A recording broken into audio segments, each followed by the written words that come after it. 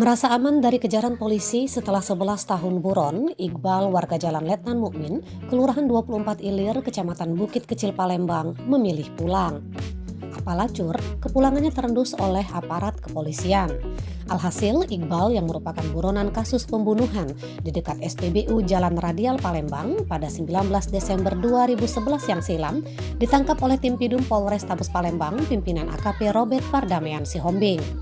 Buronan berambut pirang ini ditangkap saat nongkrong bersama teman-temannya di sebuah kafe di dekat Jembatan Musi 4 pada Senin malam 14 Maret 2022. Kasat Reskrim Polrestabes Palembang, Kompol Tri Wahyudi mengatakan korban pembunuhan tersebut adalah Agus, warga Jalan Kapten Arifai, Lorong Raden Maci, Kelurahan 24 Ilir, Palembang. Tri menjelaskan kejadian bermula ketika korban berselisih paham dengan Isap yang masih buron, lalu mengajak tersangka Iqbal dan Dede, juga masih buron, mencari korban di rumah susun. Ketika bertemu di TKP, korban melarikan diri dan dikejar oleh pelaku. Korban mengeluarkan pisau, lalu korban dipukul pelaku hingga terjatuh. Pisau korban direbut pelaku dan menusuk korban 2 kali di punggung hingga akhirnya tewas. Atas perbuatannya, tersangka dikenakan pasal 351 ayat 3 KUHP.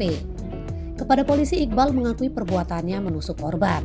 Mison Bule melaporkan dari Mapolres Tabes Palembang.